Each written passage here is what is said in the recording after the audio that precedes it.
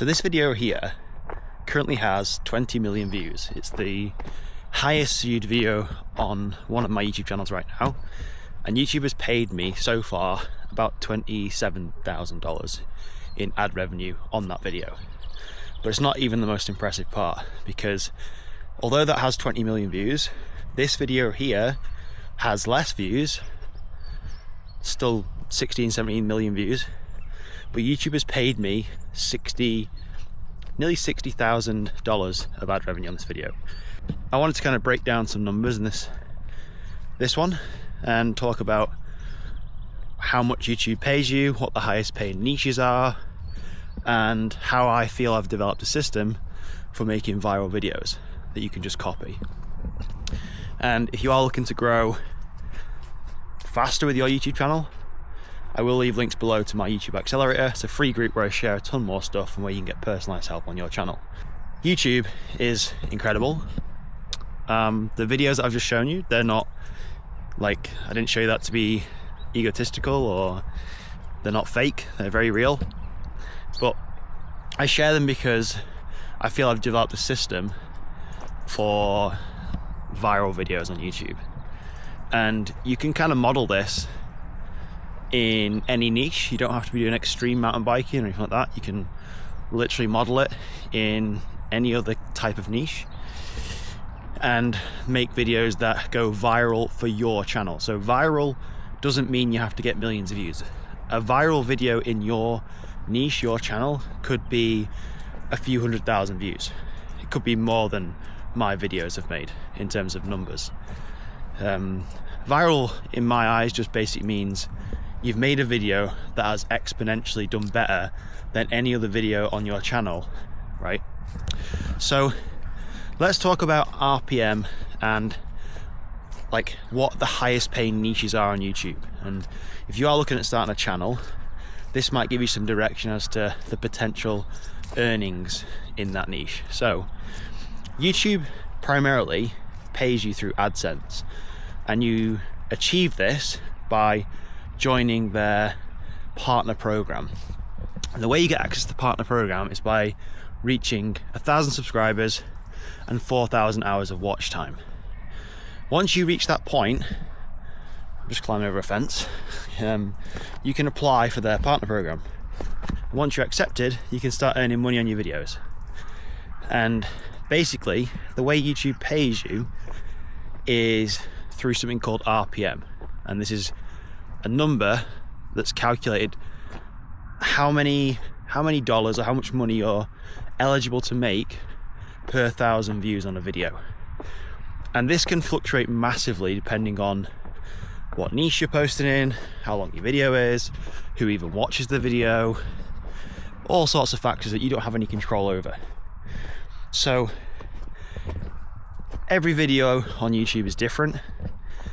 They're being posted in very different niches, and thus different niches earn different amounts of money.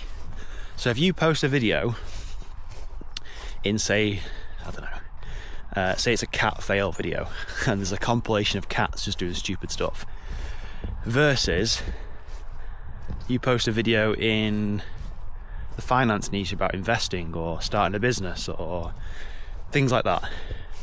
Those two niches are wildly different, and YouTube will pay you wildly different amounts of money per 1,000 views on those videos. So the cat video wouldn't be uncommon to see RPMs of maybe $1 or $2 per 1,000 views, which is not much money at all. So therefore you have to get a ton of views to make decent money. Okay, this will all make sense in a second. I will bring it full circle. Whereas if you post a video in the finance niche or the health or wellness niche, things like this, where advertisers are willing to pay more money to put adverts in your videos, your RPM, the amount of money you earn per 1,000 views, is going to be way higher. And you could see upwards of $15, $20, maybe even more per 1,000 views. So remember at the start where I showed you those two videos, one video had 20 million views and it earned $27,000. I'll flash up on the screen now the RPM of that video, so how much money it still makes per 1,000 views, versus the other video which has less views but has earned twice or 3 times as much. And they vary massively. And although these videos are in the same niche, I don't have any control over what YouTube pays me. It's all determined by their algorithms and things like this. But you can see the difference. So if I had an RPM of $2 on a video and I got 1 million views on that video, YouTube would pay you $2,000. If you had an RPM of $15, so you're earning $15 per 1,000 views, YouTube will pay you $15,000 per 1 million views. So you can see how your income can drastically fluctuate over these two types of videos.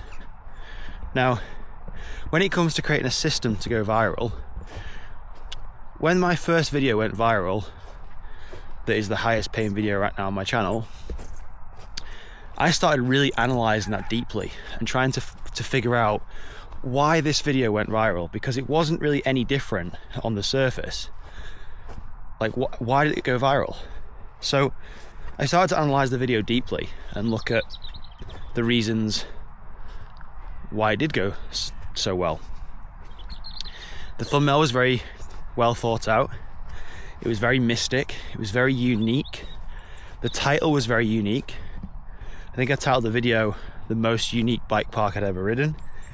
And the way the title and thumbnail worked together, I believe, created such a cognitive dissonance in the viewer's mind. They couldn't help but click to find out why this place was so unique.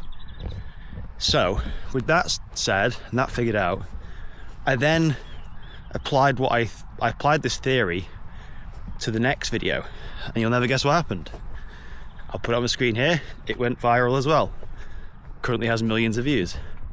And I managed to replicate this system maybe about 10 times throughout the year. So I managed to find a system that delivered results. So it wasn't just shooting in the dark and hoping something worked. All my videos that went viral were very well thought out, very well planned. They had great titles and thumbnails, and they worked. And that was the system. I wasn't trying to reinvent the wheel, which is one thing I want you guys to take away from this on YouTube. And if you find something that works, be it a certain style of video, a certain angle, a certain idea, a certain thumbnail, a certain title, don't just tell yourself, well, I've done that now, I can't do that again, I can't return to that same idea. Milk that idea for all it's got. Like, keep doing it. Keep thinking of different ways you can use that same idea.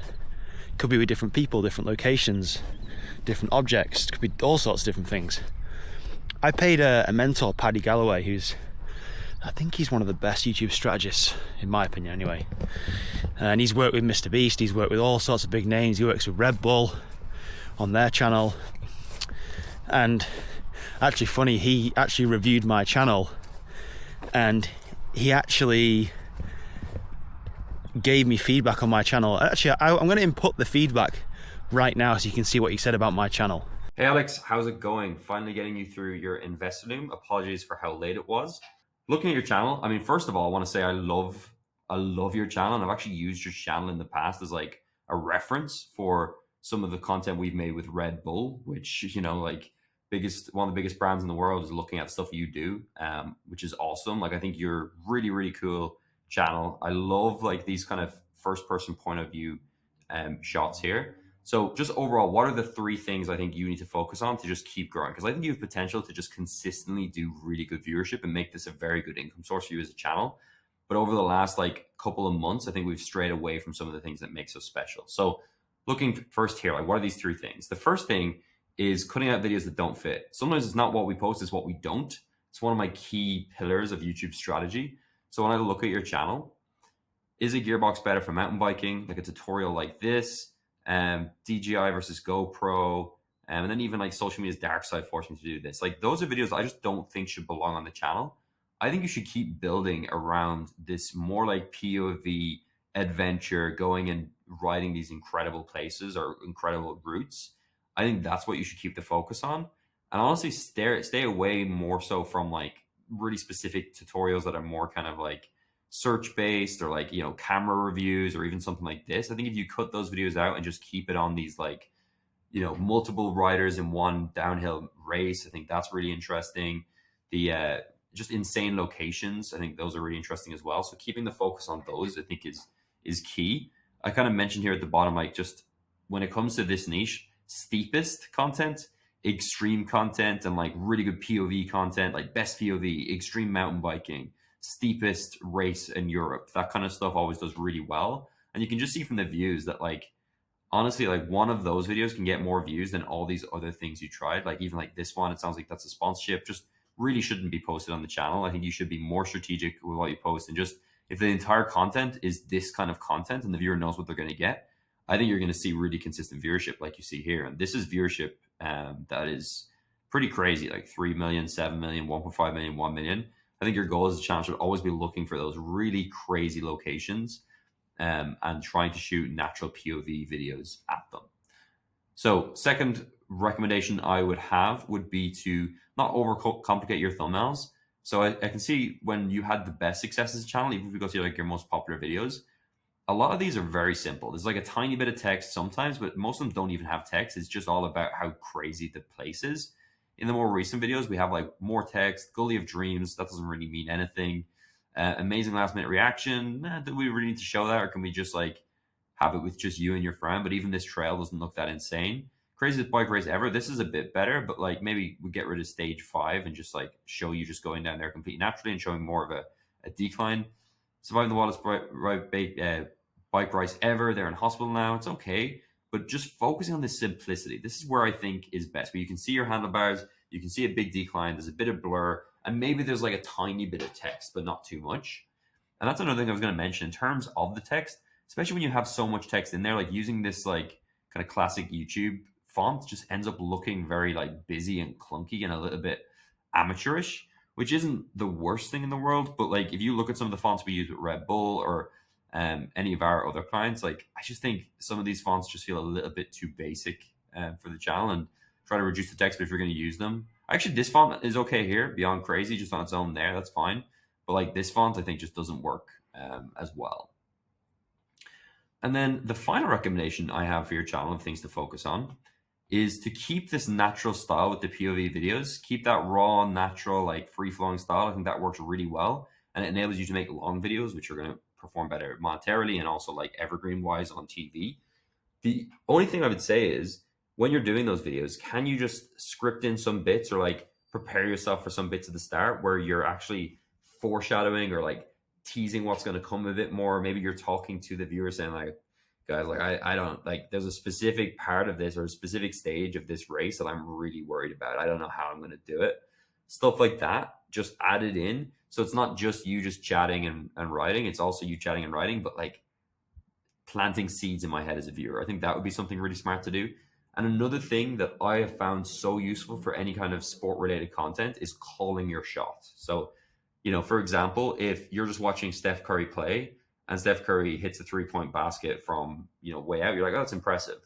But if Steph Curry goes up to the camera first and says, okay, here's what I'm going to do. I'm going to run around these players. I'm going to take 3 steps back. I'm going to dribble through his legs, and then I'm going to shoot.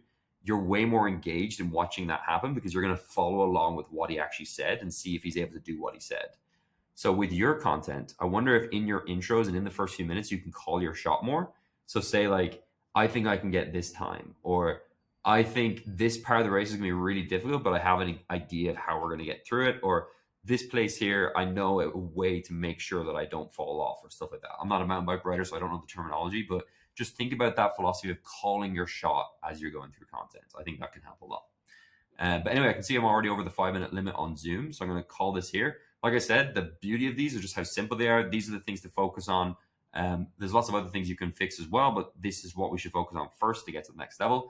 I think you got a really cool channel in a really cool niche. And if you have any follow-on questions to this, just hit me, and I'd be very happy to reply and see if there's anything else I can do to help you. Because yeah, really excited to see where your channel goes from here. It was actually pretty cool that he said he used my channel for inspiration when he was working with these big clients like Red Bull. I was like blown away by that. But he said that, you know, it's called the milk and honey strategy, and you basically just milk ideas that are proven to work. Don't think you've done one idea, you can't do it again. Just keep doing it, and you'll see this repeated in niches all over YouTube and channels. Once they find something that works, they just keep pressing the button, they keep making the videos that have worked. I mean, why wouldn't you? You're giving people what they want, and you just keep making those videos. So I know a lot of people struggle because they are trying to come up with these unique ideas all the time, and that's one of the reasons I see people struggling. It's almost like they're overthinking things, trying to come up with something brand new on YouTube, which is possible, but if you're just getting started and you want to get some initial traction or give your channel a bit of a boost, and you've already got videos on there, look at what's already worked on your channel is one point, and see if you can replicate those videos, or go and look at other channels in your niche or similar niches and look at what's worked for them, because I can guarantee there are ways you can model what's already working and get way more success than you'd ever imagined, with way less effort as well, which is what people don't really understand. So yeah, YouTube can be an absolute goldmine. The numbers I've shown on my screen are still quite small fry. I mean, $60,000, $27,000 isn't small fry by any means, but some of the channels I've seen, how much money they make is ridiculous, and it almost just inspires me to want to create more videos, not just for the goal of making money, but I do see YouTube as a very great way of building a business, as long as you understand the systems and what you need in place for it to work. Now, in my YouTube Accelerator, which I will leave links below, you can get help on your channel in getting more views, monetizing it faster. But more importantly, if you're interested in it, I'm really passionate about helping people grow channels that don't actually need millions of views and all this. You don't even need to be part of the YouTube Partner Program to earn a full-time income and build a ridiculously big business off. Like, I'm really passionate about building channels like this one, of just sharing education, sharing knowledge, and helping people that way.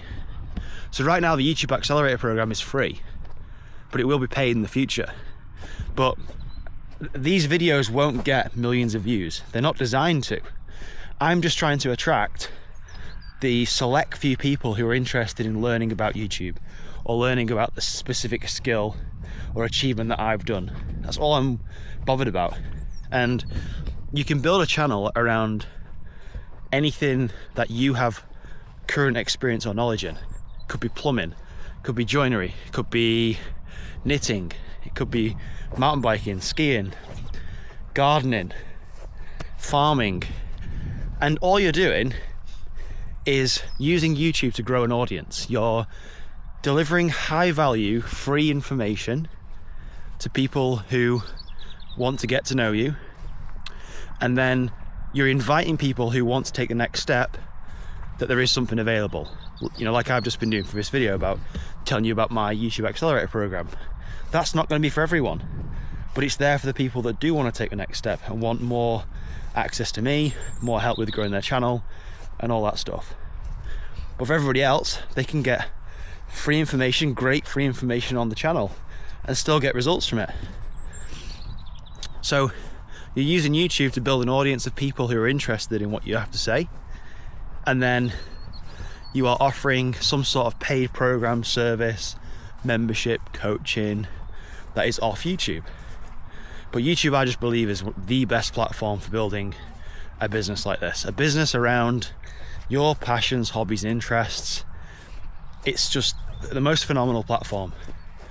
Like, unlike other social media platforms, which I've said before, YouTube wants to get you to a 1 million view video. It wants to get you a 1 billion view video, because it knows if it can do that, it can make way more money from advertising, and in return, you grow an audience of people who are interested in your stuff. Whereas other social media platforms like Instagram and TikTok, you know, you might have seen this and experienced it. Videos either do well or they don't. They don't continue to get views over time. Most of them don't anyway, in my experience. Whereas YouTube is constantly going out and looking for new people to watch your videos. Like, it's not uncommon for videos on channels. It's happened to me many times. I've uploaded a video, it's done average, and then 3-6 months later, YouTube has picked it up, found the right audience for it, and it's just gone woof, skyrocketed. And videos that I've made 2 years ago, even more, are still getting views and making an income nowadays, and still building an audience of people, new people who are interested in what I have to say. So yeah, I'll leave links below to the YouTube Accelerator. YouTube will also put some videos up here which are kind of related to what you've just watched, and it thinks you'll be interested in watching next. So I'll see you in the next video, and I look forward to seeing you inside my YouTube Accelerator program.